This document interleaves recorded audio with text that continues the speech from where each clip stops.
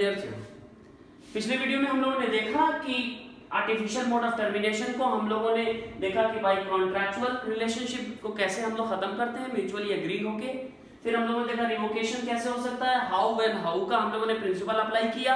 How मतलब by revocation, when मतलब at any time before the authority has been exercised according to section 203। और क्या बोला section 207 में हम लोगों ने देखा कि एक्सप्रेसली और इंप्लाइडली दोनों तरीके से रिवोकेशन ऑफ एजेंसी हो सकता है। अब हम लोग उसके आगे बढ़ेंगे और उसके आगे का है heading revocation is subject to some conditions, certain conditions which the principal has to follow. वो कंडीशंस को फॉलो करना पड़ेगा रिवोकेशन करने के पूर्व। तो सबसे पहले हम लोगों ने देखा लिखा है सेक्शन 204 जिसमें लिखा revocation is not allowed for the act already done. इसका मतलब क्या, जो कार्य ऑलरेडी किया जा चुका है एजेंट के द्वारा एजेंसी में अभिकरण में, उन कार्यों के लिए आप अभिकरण को समाप्त नहीं कर सकते। इसका मतलब क्या है, फ्यूचर ट्रांजैक्शन के लिए समाप्त कर सकते हैं। तो कहता है section 204, please go through your bare act. Section 204 कह रहा है बच्चों कि the principal can not revoke, negatively बात कर रहा है, the principal can not revoke the authority given to his agent after the authority has been partly exercised. अगर कोई प्राधिकार किसी एजेंट को दिया गया है और उसका भागतः पालन हो गया है, अंशतः पालन हो गया है, तो उस अंश के लिए पार्टी को रिवोकेशन नहीं किया जा सकता है। This is the first condition which has been applied to the revocation done by the principal. जैसे मान लीजिए कि कोई कार्य हमने दिया, हमने घर बेचने को किसी अपने एजेंट को दिया और उसके साथ साथ अपनी गाड़ी को भी सेल आउट करने का उसे एजेंसी में क्रिएशन किया गया हम लोगों ने, और उसने हमारे घर का कॉन्ट्रैक्ट किसी से कर लिया, अभी गाड़ी का नहीं किया है। तो what can I do? I have only remedy to revoke the authority in context to the transaction done with my home। घर का जो समीकरण उन्होंने बनाया, घर का जो उन्होंने संविदा का सृजन कर लिया है, उसके प्रति मुझे लाइबल होना पड़ेगा। लेकिन गाड़ी वाला जो कार्य है अभी संपादित नहीं किया गया है, तो उसके लिए मैं अथॉरिटी को रिवोक कर सकता हूं। तो पहला कंडीशन क्या हुआ? पहला कंडीशन ये हुआ कि revocation is not allowed for the act already done. मतलब अगर कोई कार्य कर दिया गया है और प्रिंसिपल उसको रिवोक कर रहा है तो वह अलाउ नहीं किया जाएगा, वो सेक्शन 204 से हिट हो जाएगा। अगला है बच्चों रीजनेबल नोटिस का कंसेप्ट, सेक्शन 206। मैं बार बार ये कहता हूं बच्चों कि नोटिस और रीजनेबल नोटिस दोनों में बहुत डिफरेंस है। हम लोग लॉ में कुछ ऐसे वर्ड्स हैं जैसे पब्लिक पॉलिसी है, जैसे पब्लिक इंटरेस्ट है, गुड फेथ है, रीजनेबल है, इसकी कहीं कोई परिभाषा स्पष्ट तौर पर नहीं दी हुई है। इसकी डिफिनेशन हम हमेशा कहते हैं क्लासेस में कि it's all depends upon fact and circumstances of case, कि कब रीजनेबिलिटी होगी कब रीजनेबिलिटी नहीं होगी। तो रीजनेबिलिटी एक कह सकते हैं ना, जैसे पब्लिक पॉलिसी एक अनियंत्रित घोड़ा, हम लोग जनरल प्रिंसिपल में पढ़ा है। तो इसी तरीके से रीजनेबल नोटिस होनी चाहिए किस चीज की? रिवोकेशन की। ये हम लोग कहां से निकाले हैं? सेक्शन 206 से। आइए पढ़ लेते हैं सेक्शन 206। सेक्शन 206 कहता है कि reasonable notice must be given to such revocation. देखो बच्चों यहीं पर रिनंसिएशन की भी बात है, जो भी हम लोग आगे देखेंगे, जो एजेंट करता है प्रिंसिपल के कंटेक्स्ट में। अभी हम लोग केवल रिवोकेशन वाला पार्ट देखेंगे। तो कह रहा है reasonable notice must be given of such revocation, otherwise the damage thereby resulting to the principal or agent as the case may be must be made good to the one by the other।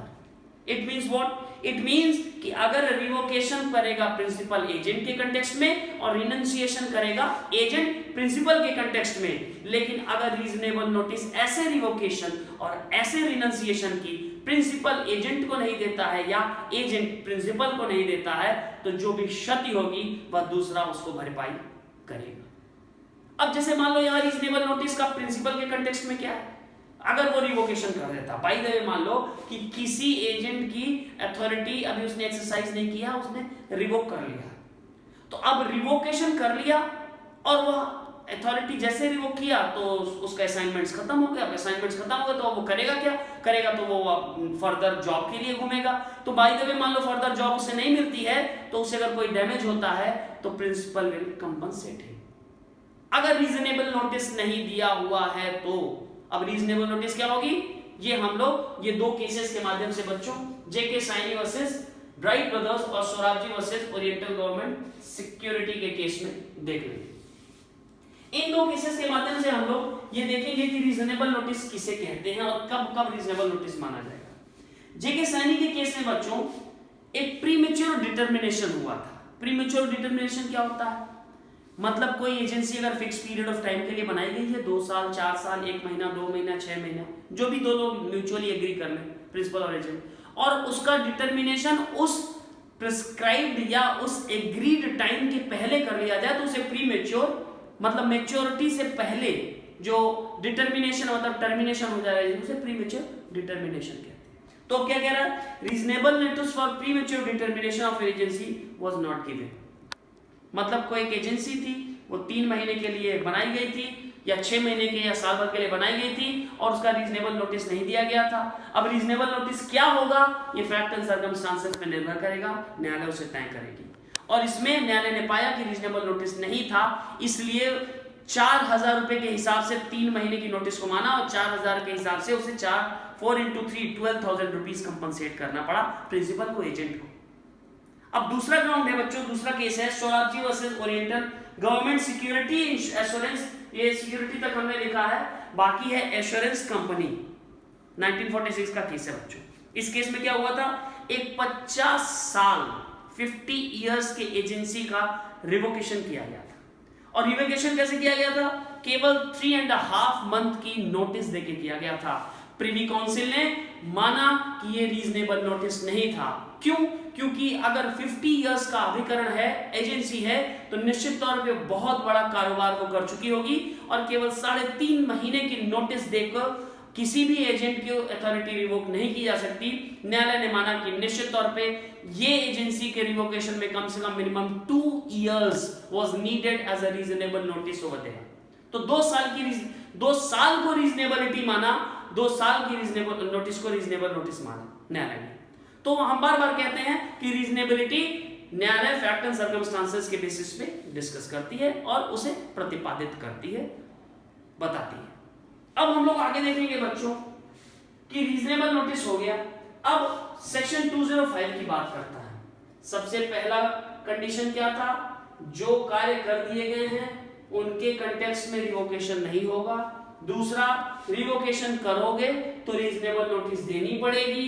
तीसरा, sufficient cause की बात करता है। Section 205 कहता है बच्चों, section 205 कहता है कि where there is an express or implied contract that the agency should be continued for a period of time, the principal must make compensation to the agent or the agent to the principal as the case may be। देखो, agent to the principal का मतलब renunciation की बात है और principal to the agent का मतलब revocation की बात है। तो कह रहा है as the case may be for any previous revocation। previous revocation means premature revocation, जो अभी मैंने आपको बताया, और renunciation of the agency without sufficient cause.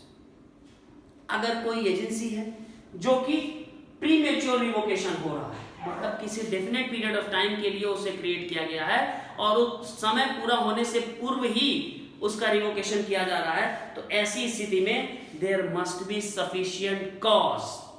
क्या कह रहा है? कि सफिशिएंट कॉज होना ही होना चाहिए। बिना सफिशिएंट कॉज के कहीं भी आप ये लिखा हुआ है इसमें कि बिना सफिशिएंट कॉज के अगर आप करते हो तो ऐसी स्थिति में आपको कंपनसेट करना पड़ेगा, चाहे प्रिंसिपल एजेंट को, चाहे एजेंट प्रिंसिपल। अगर प्रिंसिपल एजेंट की रिवोक करता है या एजेंट प्रिंसिपल का रिनंसिएशन करता है, तो ये ऐसी स्थिति में हम लोगों ने देख लिया कि सफिशिएंट कॉज बहुत जरूरी है।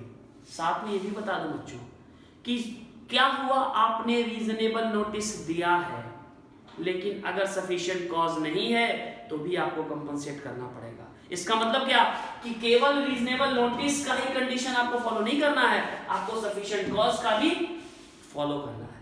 तो ये कुछ कंडीशंस हो गए हम लोगों के, जो कि रिवोकेशन का प्रिंसिपल रिवोकेशन करेगा तो वो ड्यूटी बाउंड है कि इन सब कंडीशंस को फॉलो करेगा। तो stay tune with me, please press the bell icon, please subscribe the channel.